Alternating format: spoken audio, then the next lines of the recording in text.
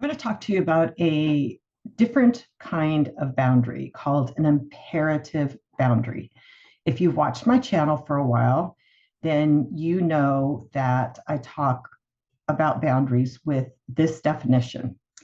A boundary is what you will or will not do about what someone else does or doesn't do. In a relationship, it involves the other person. It is not telling the other person what he or she can or cannot do or has to do because you cannot control other people. If your boundary was only in telling the other person what to do, what has to be done, and the person does not do it, you are stuck. You are in a position like most people when they come to me and they say, I cannot enforce my boundary. The person doesn't care. The person doesn't listen. The person just keeps doing what I tell them not to do. Well, okay, then there's a problem with your definition of the boundary. Okay. A boundary is meant to protect you.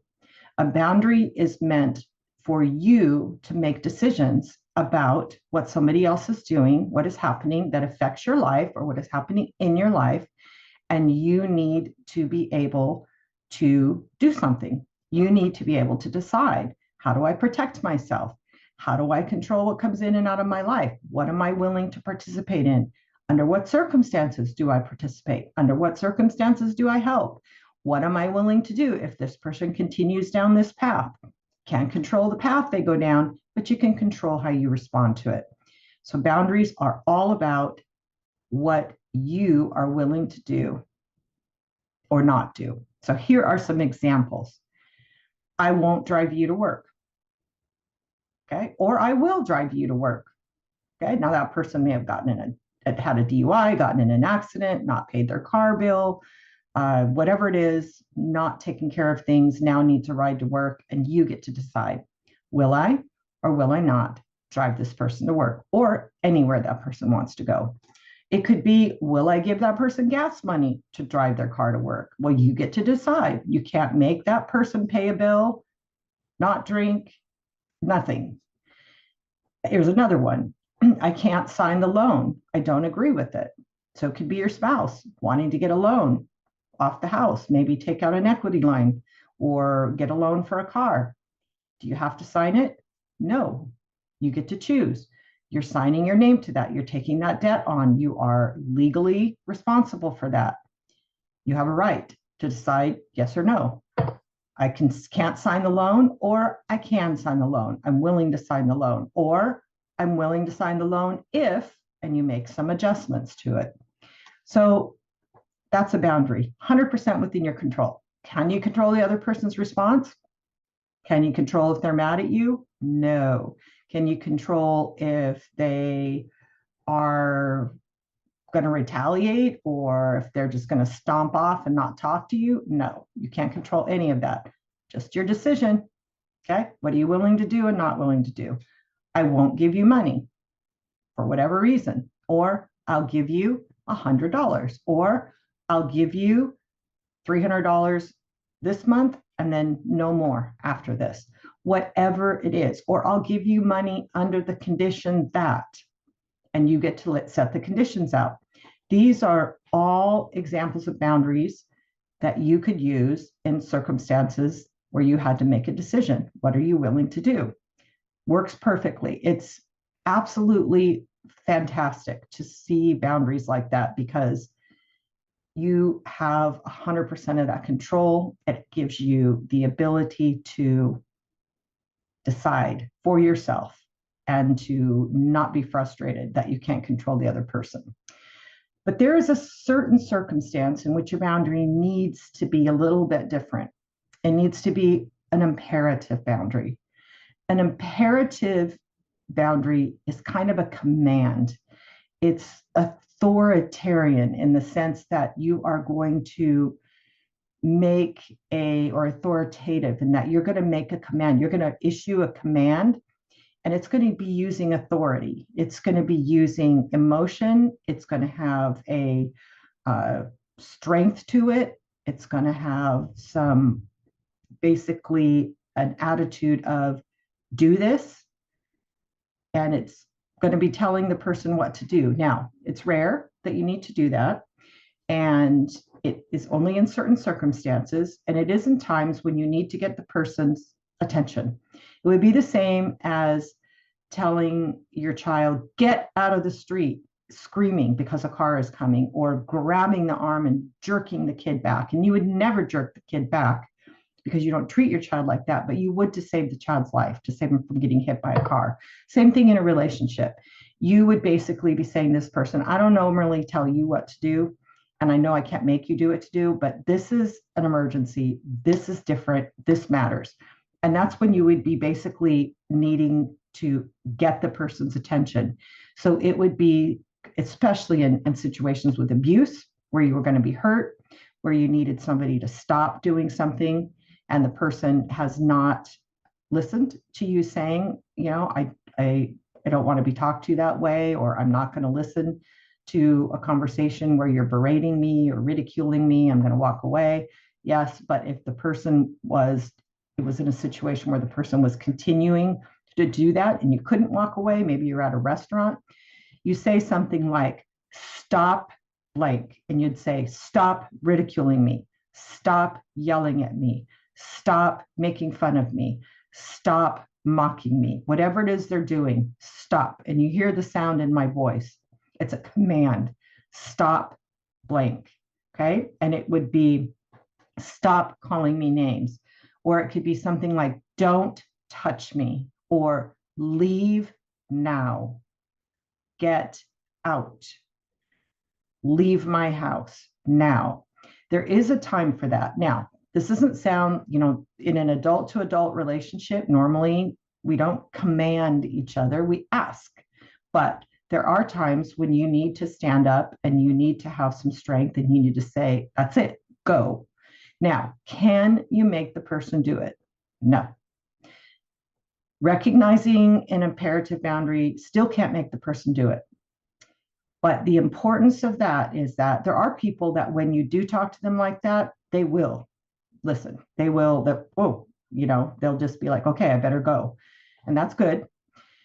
And you don't want to use this it's not to be overused. This is only when you absolutely have to get somebody's attention and you need to stop something, or somebody needs to do something, then they will go. The people that don't go, then the purpose of an imperative boundary is to get their attention, that you're telling them they need to go, and your attention that the person is not listening when you get to that point. And the information that you have from that is, hey, I've got something I need to attend to. I am with somebody who, even when I say in a very strong tone, which implies I do not like this, something is going on that is not okay, that person still doesn't care to adjust their behavior to reflect my wishes and my needs. And that's something that you need to take care of. You need to look at that and you need to make some decisions. What am I going to do about that? What do I need to do next? And that could be some additional boundaries that might have to do with some space in the relationship, or some requirement for counseling, or some different things. So imperative boundaries, there's a time and a place. And if the person still doesn't listen, then that imperative boundary needs to get your attention. So a couple scriptures, Joshua 24:15, but if serving the Lord seems undesirable to you, then choose for yourself this day whom you will serve, whether the gods of your ancestors served beyond whether the gods your ancestors served beyond the Euphrates, or the gods of the Amorites in whose land you are living. But as for me and my household, we will serve the Lord. Joshua 24:15, he was saying, we're choosing to do this. You get to choose to do that. Foundation of a boundary. I make my choices. You make your choices. Exodus 35:20-22 says, then the whole Israelite community withdrew from Moses' presence, and everyone who is willing, and whose heart was moved them, came and brought an offering to the Lord for the work on the tent of the meeting, for all its service, and for the sacred garments. So everyone who was willing brought something to give to the tent of the meeting that they were making. So it was a choice willingly to bring. It wasn't that time, it wasn't a command, it was a request, and you got to choose.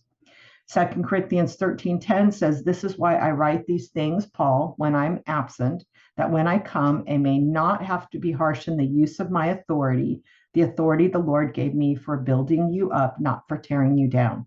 So basically, Paul's saying, I have an authority to speak into your life, to speak truth. And we don't have to use the authority, but we all have a right in our relationships to speak up for ourselves and to speak up for what it is that's going on and for what we need. 1 Timothy 4:11, command and teach these things. Don't let anyone look down on you because you are young, but set an example for the believers in speech, in conduct, in love, in faith, and in purity. So basically, Timothy is being told, hey, be an example and don't be afraid. Don't be afraid to speak up. Don't be afraid to be an example, but don't also recognize that you have a right to be this example and to have people look at you and try to, follow you and recognize that, and don't let them look down on you. So don't let anyone look down on you because you're a woman. Don't let anyone look down on you because you are a certain ethnicity. Don't let anyone look down on you because you are just an employee. Don't let people take away your right to stand up for yourself and your right to speak up and to protect yourself and to protect your rights. Titus 2:15 that says, "These then are the things you should teach, encourage, and rebuke with all authority. Do not let anyone despise you." You might not be in a position of teaching, but you are in a position of being able to speak up and protect your children who are dependent on you for protection, your rights in a relationship, in a marriage, as an employee, as a child, as whatever, as an equal in the Lord, and in rights in terms of as a citizen, as a person, the other person in the relationship. Don't let anyone look down on you. So I hope this is helpful and maybe opens up a whole lot of other questions. So be sure to watch my other videos, podcasts, to get my devotional, 365 daily devotions for Christians in difficult relationships, which goes into a lot of these different little tips and truths that you can apply to your relationship in the form of a devotion, the scripture, a reading, a verse, a little prayer. I said scripture and verse. That's duplicative. So anyway, I hope that this is helpful, and write me if you have any questions. God bless.